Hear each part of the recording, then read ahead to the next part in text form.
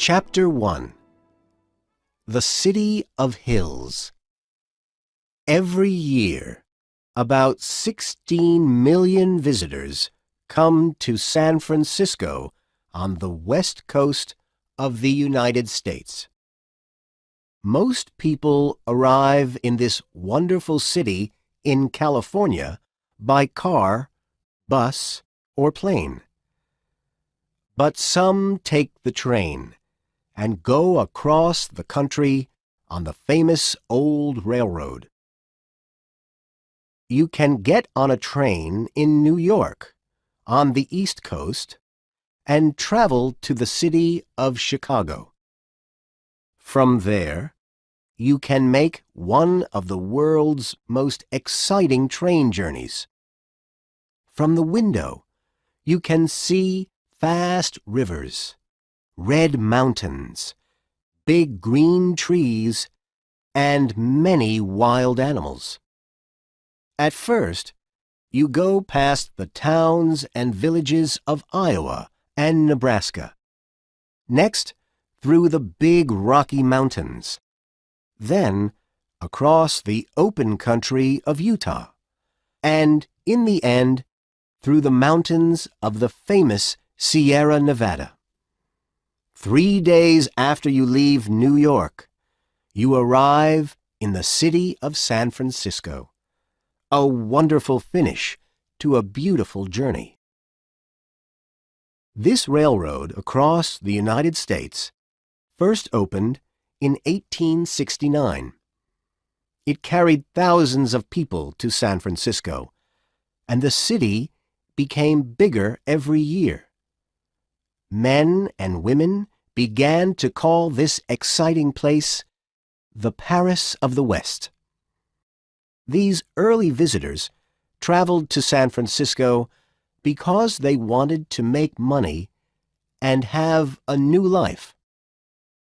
But why do millions of people come to this city today? Many visitors are interested in the famous places there. They want to walk across the wonderful Golden Gate Bridge, sit in the beautiful Golden Gate Park, or visit the island prison of Alcatraz. But they also want to see the nice views. San Francisco is nearly an island. It has water on 3 sides. There is the Pacific Ocean on the west side, San Francisco Bay on the east side, and the Golden Gate, with its famous bridge on the north side. The city is smaller than other American cities. It only has 800,000 people.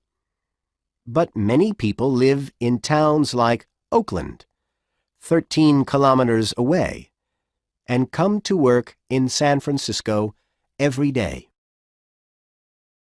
There are about 70 hills in San Francisco, so it is a very good place for photographers.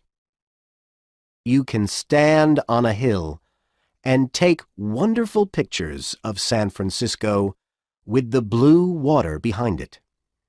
But you need to be very quick with your camera because the weather often changes here. 1 minute, you can see big blue skies, and the next minute, there is only the famous white fog. This moves quickly across the city from the sea. A lot of visitors love San Francisco because it does not feel like a big city. The hills break the town into different parts. These are called neighborhoods. Every neighborhood has its coffee shops, restaurants, and little supermarkets. 43 of the hills have names, and some of the neighborhoods take their names from them.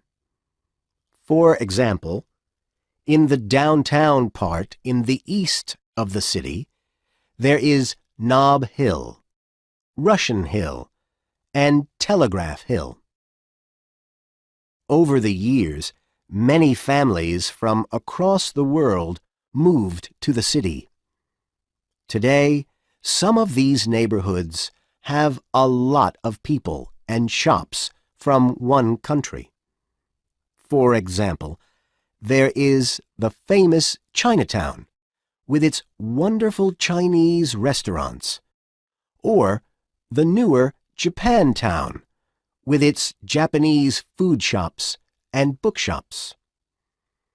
Many men and women come to the city because it is an open, free place, too.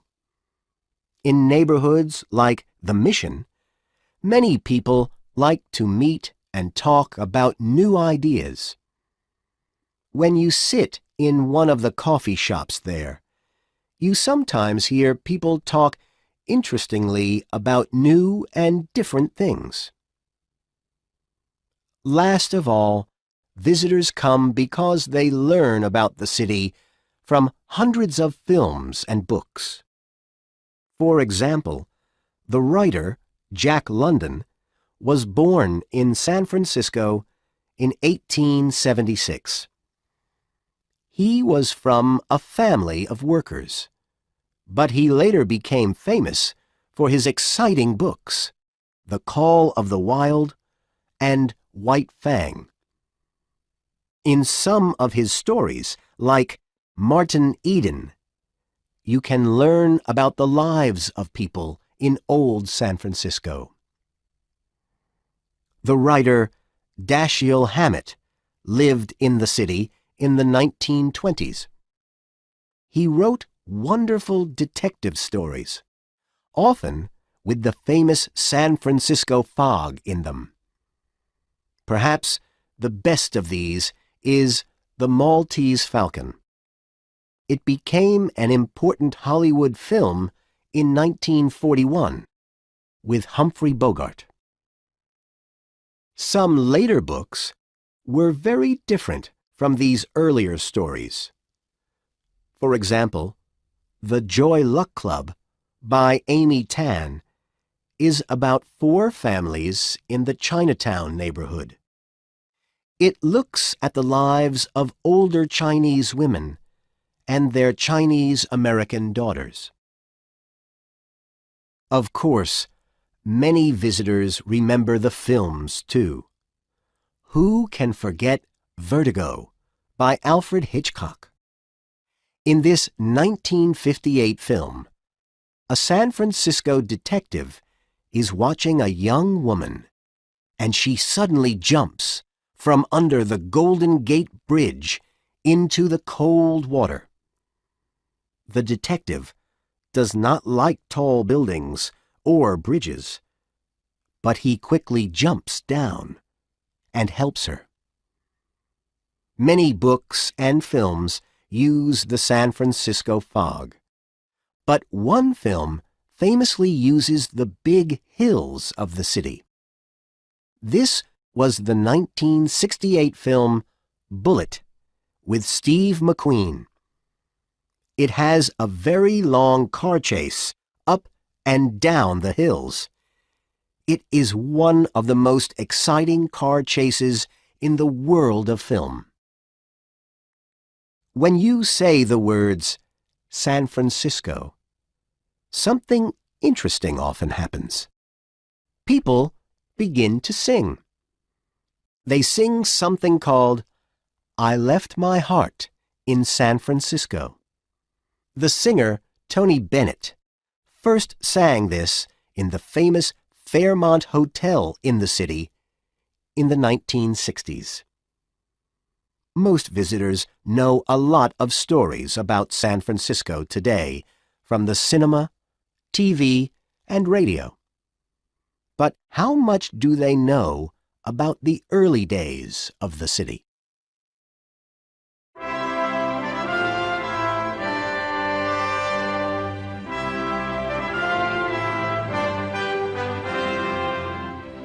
Chapter 2: Early Days.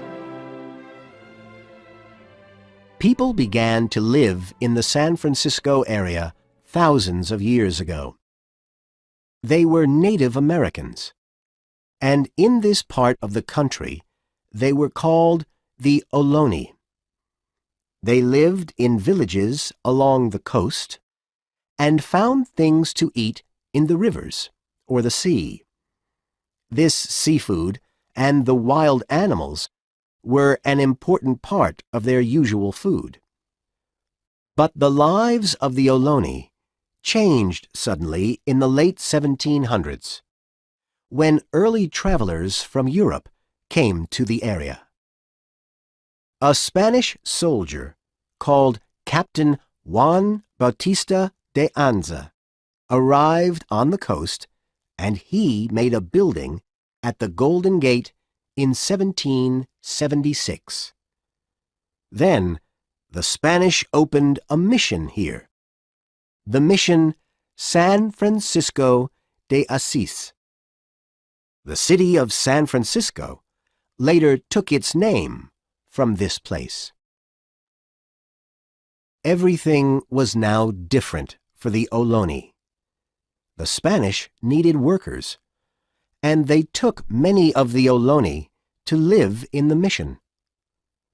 The Spanish brought new diseases with them too, and about 3/4 of the Ohlone people became ill from these and died.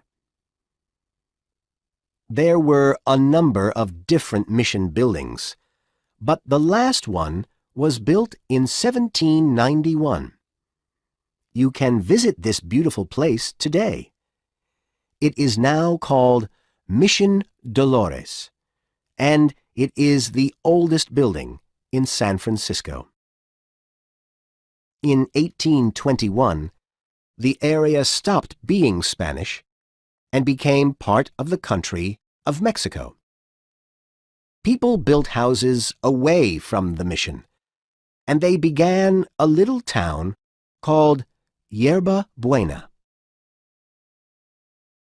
Between 1846 and 1848, there was a war between the United States and Mexico. On the 2nd of February, 1848, California became part of the United States, and the town soon changed its name from Yerba Buena to San Francisco. Before this time, there were not many people in the town or the area around it. But things changed one day in January 1848. At Sutter's Mill, a place 190 kilometers to the northeast of San Francisco, a worker called James Marshall found something interesting in a river. He worked for a man called John Sutter, so he quickly went to him and told him about it. What did Marshall find? Soon the two men knew the answer.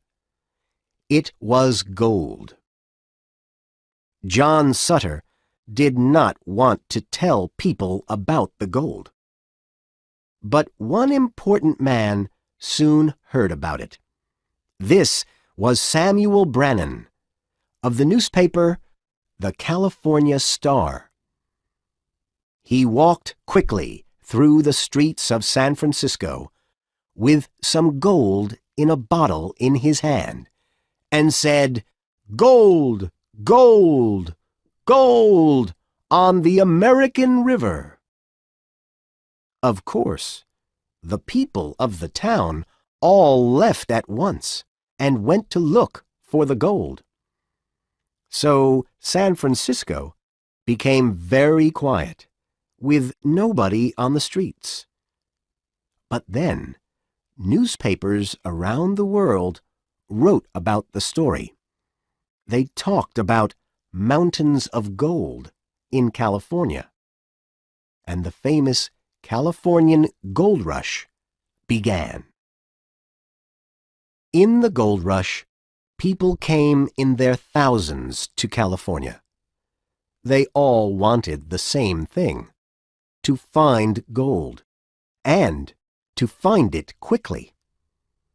Around 40,000 people came across the United States, often on foot. Thousands of travelers arrived by ship from Europe, China, and Australia, too.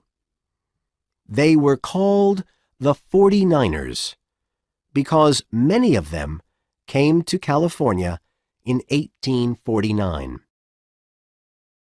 A lot of these visitors stayed in San Francisco before and after their journey north to the gold areas. The number of people in the town suddenly went from 1,000 in 1848 to 25,000 in 1850. Hundreds of new hotels, restaurants, and places to drink opened, and the town soon became a wild place. Some travelers in the early days found gold easily and made lots of money. But many people soon lost it in the streets of San Francisco. The hotels and restaurants often made more money than the 49ers. The Californian gold rush finished in 1855. Some people went home, but many stayed and opened businesses. San Francisco changed from a little town into a city. Some of the most famous San Francisco businesses come from this time. For example, the Wells Fargo Bank and Stagecoach business opened in 1852. The Wells Fargo stagecoaches brought letters and travelers from across the United States to California. The roads were very bad and dangerous, but the stagecoaches usually arrived on time. The stagecoaches and the new railroad across the United States opened San Francisco to people from across the country, and big ships from around the world often stopped here too. In the late 1800s, many rich people began to build beautiful houses in neighborhoods like Nob Hill. But the city later lost many of these on one very bad day in the spring of 1906.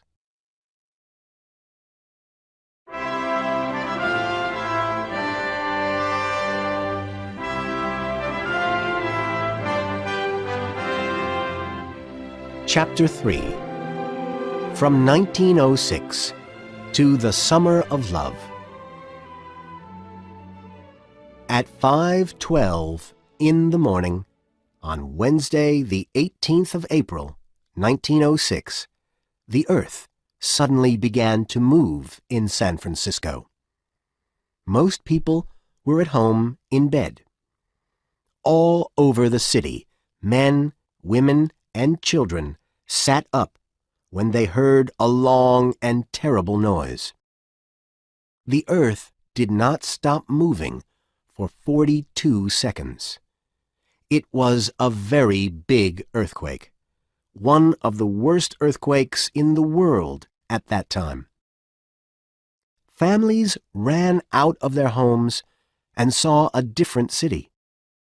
Most of the houses, shops, and hotels were not there any longer. Soon, fires began in different neighborhoods, and they moved quickly from place to place. People wanted to stop the fires, but there was not a lot of water.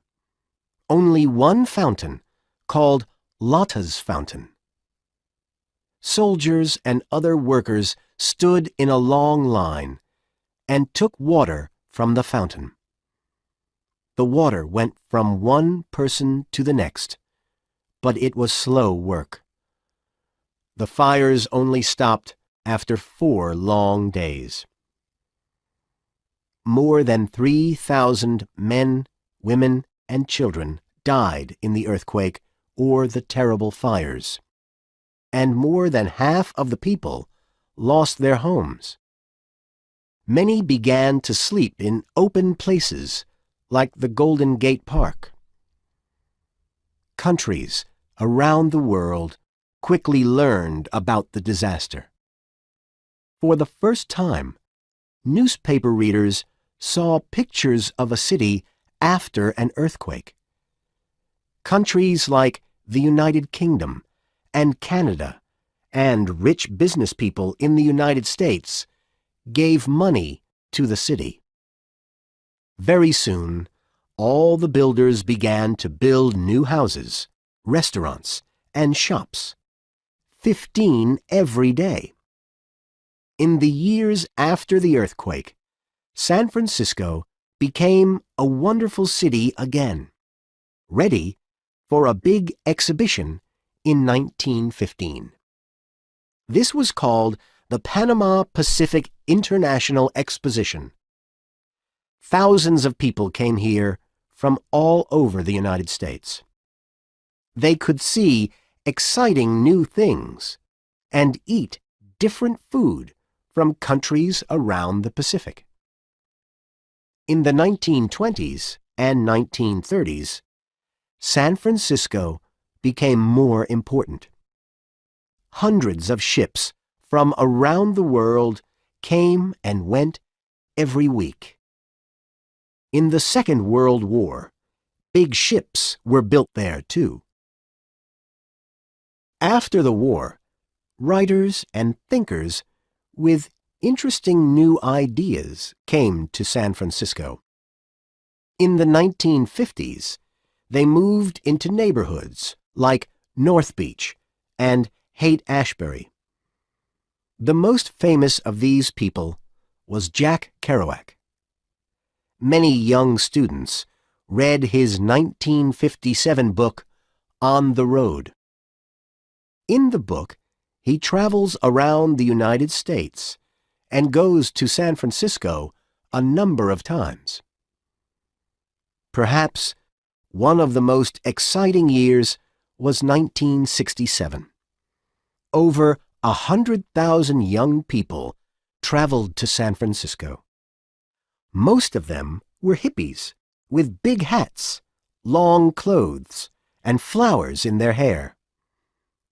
These hippies stayed in the Haight-Ashbury neighborhood, and they ate, sang, and talked about ideas all in one place. This time was called the Summer of Love, and people around the world saw it on TV. From the time of the 1960s and 1970s, the city became famous for its open ideas. San Francisco was a good place for people from different countries and with different lives. Many visitors loved the place, so they stayed and opened shops or coffee shops in some of the more exciting young neighborhoods. Of course, this was only one part of life in San Francisco. The city became important in the world of banks and businesses, too. In the 1990s, a lot of new internet businesses quickly opened with money from the banks. In March 2000, many of these businesses suddenly closed again after the banks wanted their money back. But today, the city is famous again for its banks and new businesses.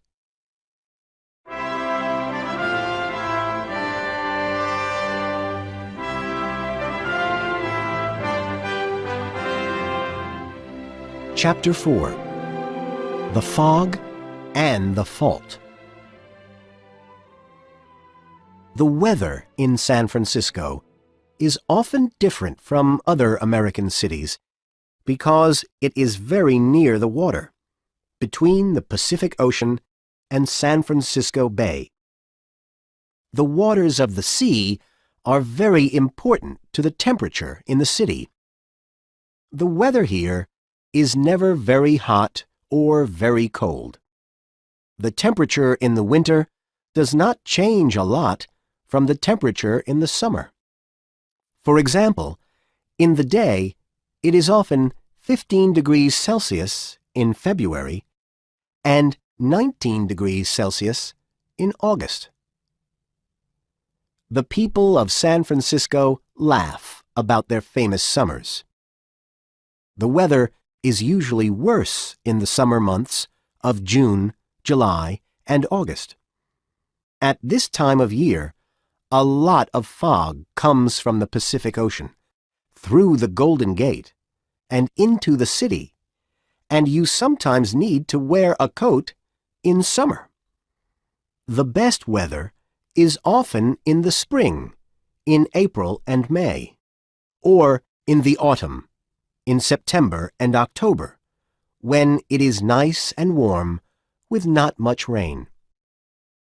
The weather can be very different from one neighborhood to the next. You can sit in the hot sun in one area, then walk for 5 minutes to a different place, and suddenly there is fog or rain.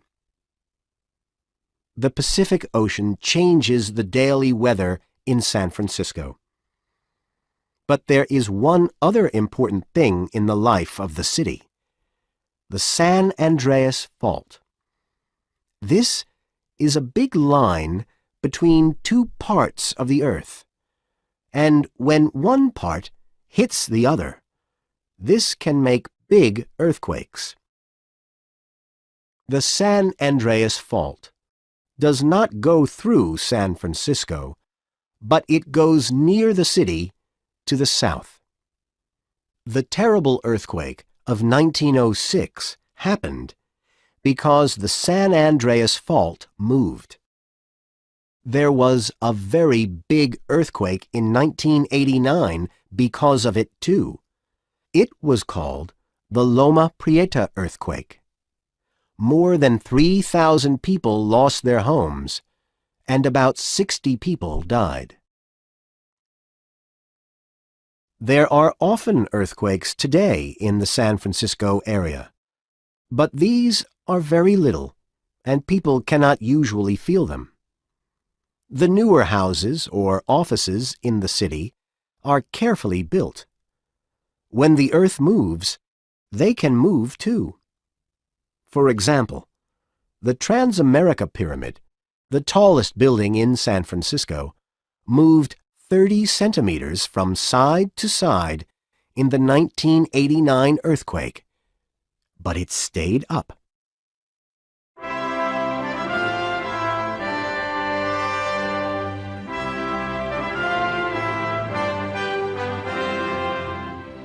Chapter 5. Travel.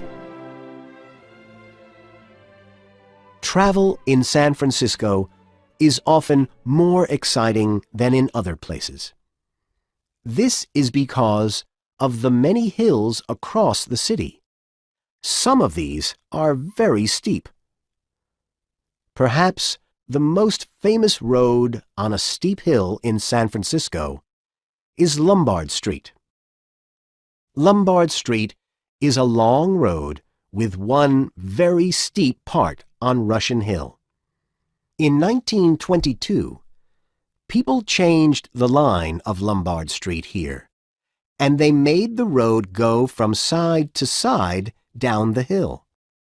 This is easier for drivers, but they need to drive from one side to the other 8 times. There is no other street like this in the world, people say. San Francisco is also different from many other American cities because it does not have any very big roads near the center. In cities like Los Angeles or Miami, people usually drive from place to place. But in San Francisco, more people go by bus or walk. A walk in the city is always good. There are wonderful views across the hills, and you can go past many nice buildings. For example, in the Haight-Ashbury neighborhood, there are the beautiful old houses around Alamo Square. They are in different colors, like green, blue, orange, or yellow. Some people travel to and from the city by sea, too. Workers come across the water every day from towns like Oakland or Sausalito. When they arrive, they travel around on the Muni. The Muni is all the bus and streetcar lines in San Francisco, and the famous old cable car lines, too. Everybody knows about the cable cars. You cannot find many films about San Francisco without one. They first began in 1873. A man called Andrew Halliday had the idea for them when he saw a bad road accident. They were a very good answer to the steep, dangerous hills, and soon there were cable car lines across the city. But San Francisco lost many of its cable cars in the terrible 1906 earthquake. After this, there were more buses, and by the 1930s, a lot of people used these to travel around the city. In 1947, some of the most important men in the city wanted to close the cable car lines. Of course, the people of San Francisco became very angry because they did not want to lose them. In the end, they saved the cable cars, and today, 40 of the cars move around the city on 3 different lines. Every car has a driver and a conductor. This man or woman takes the money and helps people when they travel, too. This is important because some travelers stand out of the cable car on the side, and this can be very dangerous. One of the most famous conductors was Maya Angelou. She was the first African-American streetcar conductor in the city when she was only 14. She later became one of the most important writers in the United States. Her book, I Know Why the Caged Bird Sings, is about her early years and the lives of African Americans in the 1930s.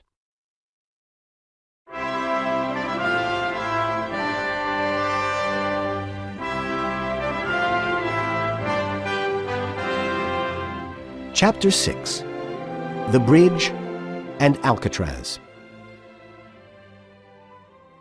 When people talk about San Francisco, they often think of the long orange-red bridge to the city, the world-famous Golden Gate Bridge. There are many wonderful photos of the bridge, often with the sun behind it or the fog half over it. A man called Charles Crocker first thought of a bridge here in 1872, but many people did not like the idea. The Golden Gate was a terrible place for a bridge, they said, because the weather was always bad and the seas were very dangerous. Later, in 1921, a bridge builder called Joseph Strauss had a good idea for a long bridge across the Golden Gate, and he talked to many important people about it. In the end, they listened to him, and work began on the bridge in January 1933.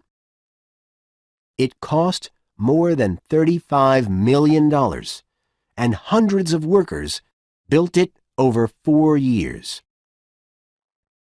When it opened in April 1937, It was the longest bridge of its type in the world.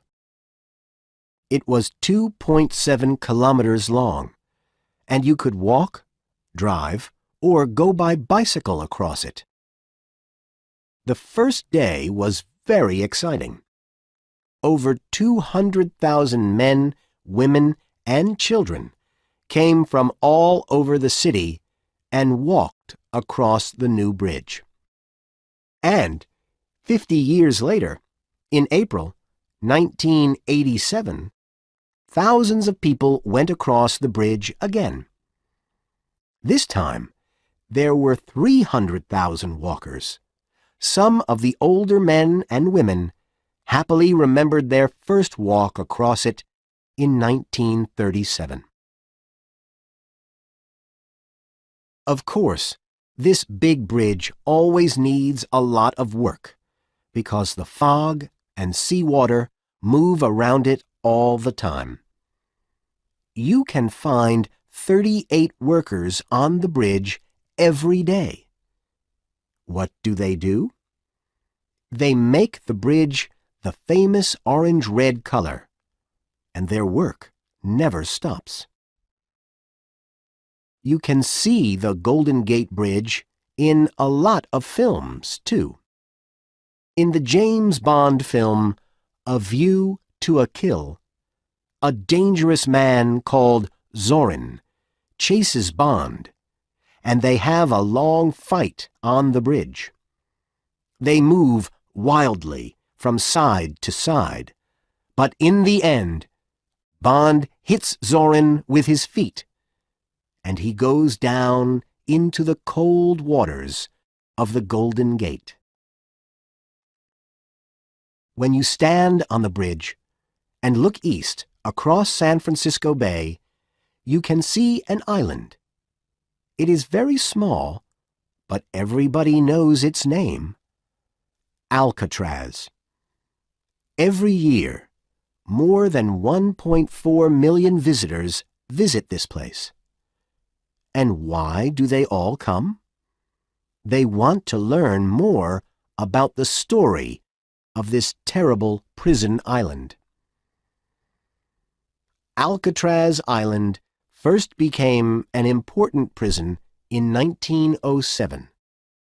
At this time, it was only a prison for soldiers. Then, in the 1930s, the U.S. government needed a place for the most dangerous people in the country. People from wild cities like Chicago or New York. Soon, they thought of Alcatraz Island. The water around the island is cold and dangerous to swim in. Nobody could escape from there, the government thought. The island became a U.S. government prison between 1934 and 1963, and over the years, 1,545 men lived there. Alcatraz became the home of famous prisoners like Al Capone from Chicago and George Machine Gun Kelly from Tennessee. Life for the prisoners on Alcatraz was not easy. The island is only 2.4 kilometers away from the city of San Francisco. From their little dark rooms, they could always hear the noises of city life from across the water. They were in prison, and they could never forget it. There are escape stories about 36 different men.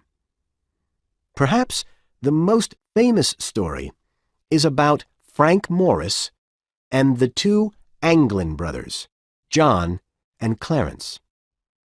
At 9:30 on the evening of the 11th of June, 1962, the three prisoners got into one of the building's big air vents with the help of spoons and other things from the prison. They carefully went through the air vents and out into the dark night. The men took some old coats with them and made a raft, a type of little ship. Sometime after 10 o'clock, they began to move across the fast, dangerous waters of San Francisco Bay on their raft. And did the men escape? Some people think yes, but the prison said no. The 3 prisoners died in the cold water, they said. But nobody found their dead bodies, only their raft, and nobody heard from them again. You can learn all about their story in the exciting 1979 film Escape from Alcatraz with Clint Eastwood. Watch it, and perhaps you can answer the question: did they escape, or didn't they? The prison closed in 1963. Later, in 1969, hundreds of Native Americans came to Alcatraz and stayed there for 19 months. They were angry with the government about the terrible lives of their people. In the end, the government changed some of their ideas about Native Americans, and they gave the people back some of their old villages and areas. Alcatraz is now a U.S. government park, and you can visit the island all year. Most visitors come in the day, but you can go at night, too. Walk around the dark prison buildings. Look in the rooms and listen for noises. Perhaps you can hear the prisoners from long ago.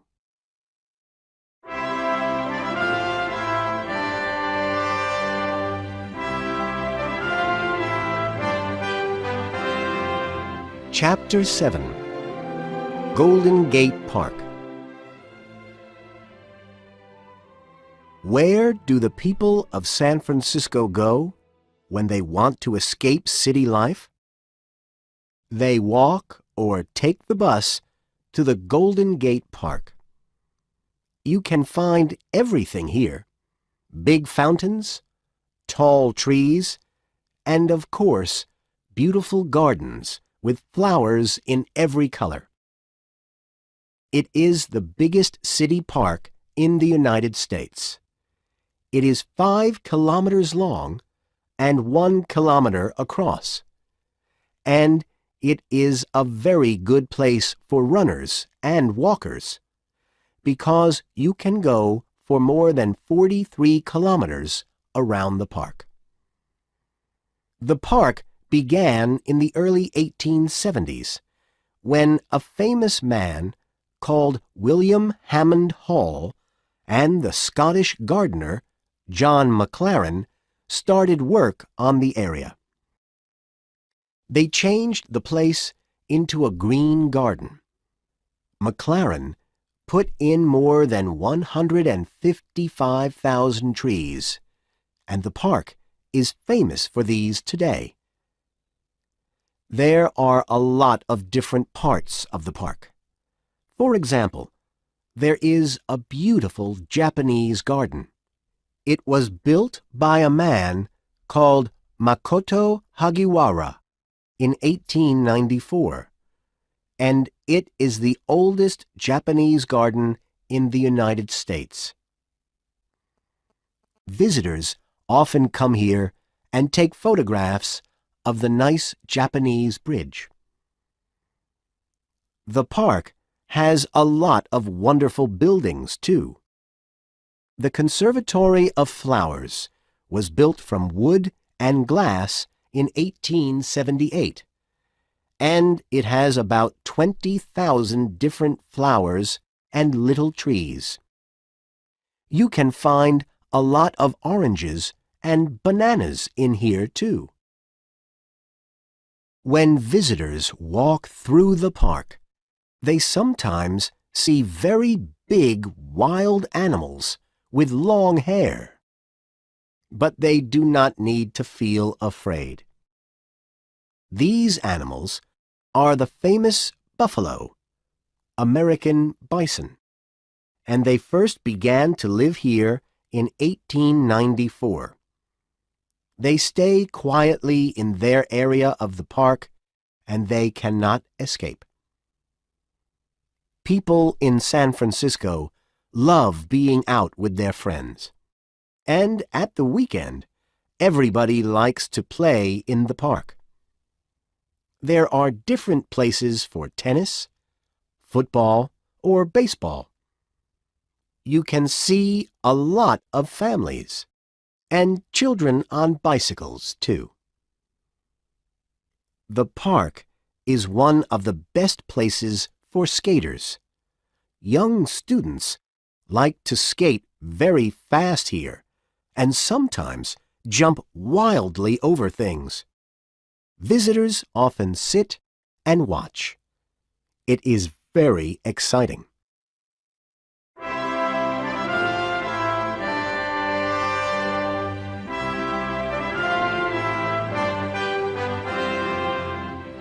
Chapter 8. Going Out. Going out in San Francisco is always interesting.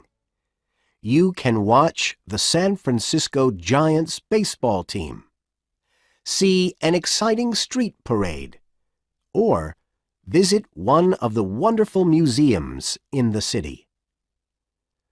One of the most famous museums is the Cable Car Museum. It is in a big old building in the Nob Hill neighborhood. One of today's cable car lines finishes at the museum, and visitors can watch the big cables move here. There are a number of very old cable cars from the 1870s, too. Schools often take children to the Wells Fargo Museum near the Chinatown neighborhood. Here, students can learn all about the Wells Fargo stagecoaches from the early days of the gold rush. Jump into an old stagecoach at the museum, and you are on a wild road in the 1850s.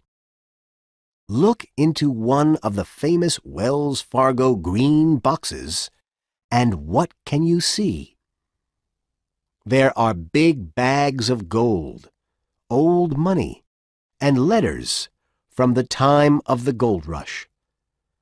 Every stagecoach carried one of these boxes, and the drivers always sat on them at the front. A new museum is the California Academy of Sciences in Golden Gate Park. The roof of the building is a wonderful color because it has wild flowers all over it. When visitors walk through one part of the museum, they sometimes say, "This is like South America." That is because there are hundreds of trees and animals from places like the Amazon, and they are all alive. San Francisco is also famous for its big street parades. Every year, in January or February, there is the Chinese New Year parade. This began in 1858.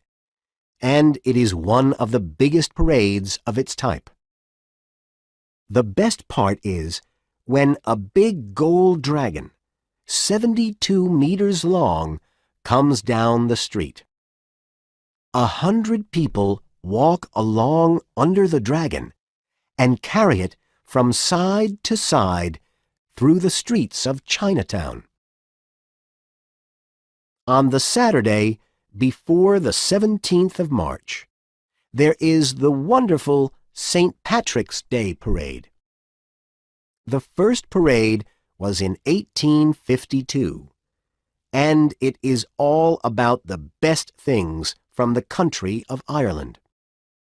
Thousands of people go down Market Street in the center of the city.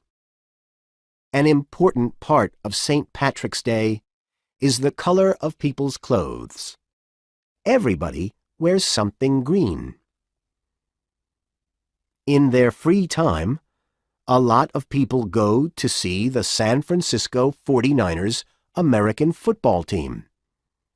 The team takes its name from the men and women of the gold rush. What colors do they play in? Red and gold, of course.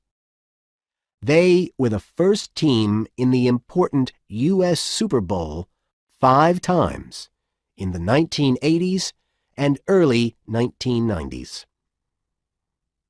The Giants are one of the oldest baseball teams in the United States. They began their life in New York, but they moved to San Francisco in 1957.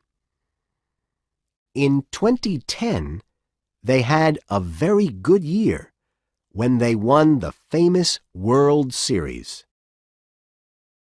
The team became very important on television in 1989, too. On the 17th of October, some minutes before the team began to play, the television pictures suddenly moved and then stopped. This was, of course, the Loma Prieta earthquake, and it was the first earthquake on TV.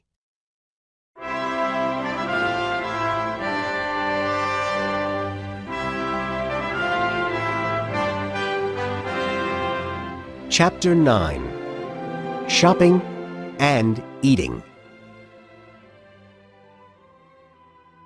San Francisco is the home of many big shops, like Bloomingdale's and Macy's. There is Neiman Marcus, too. You can buy very expensive clothes here and nice things for your home. Visitors come and look at the beautiful roof in this building. It came from an old San Francisco shop called the City of Paris.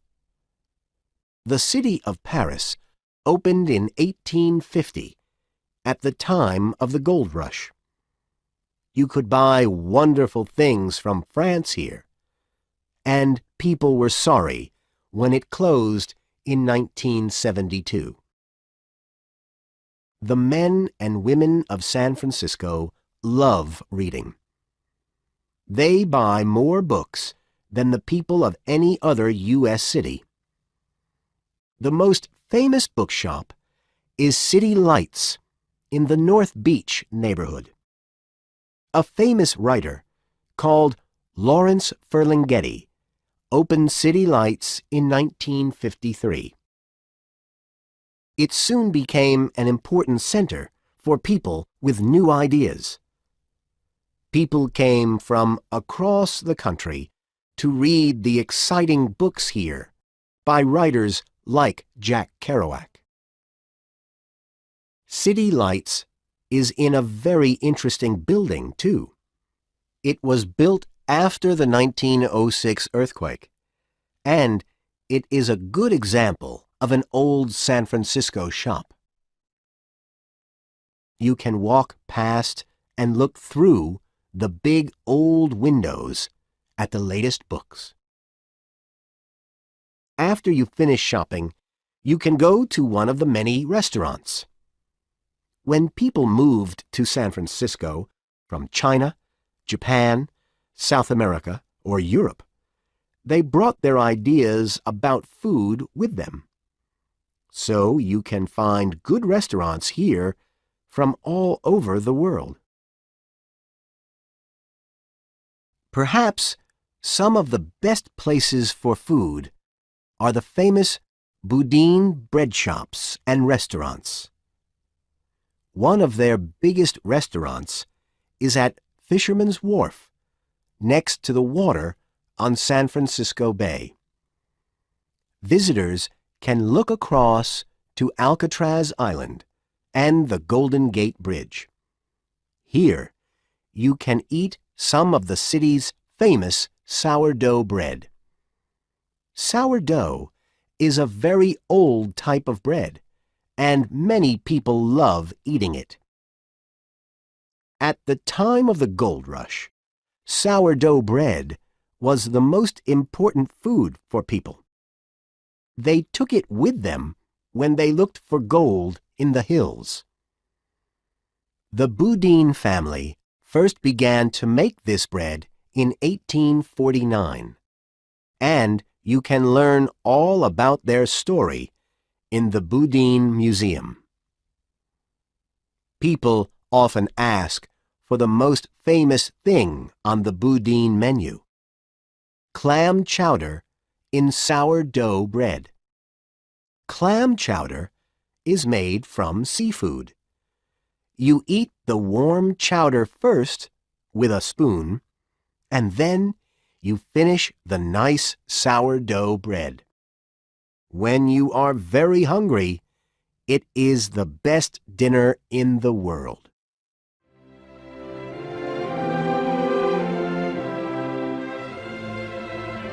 Chapter 10. A Little Differently. San Francisco has a long and interesting story, from the early days of the gold rush to today. Some things about this city do not change: the white fog, the beautiful old houses, and the wonderful Golden Gate Bridge. But other things move with the times. And, of course, this city likes new ideas.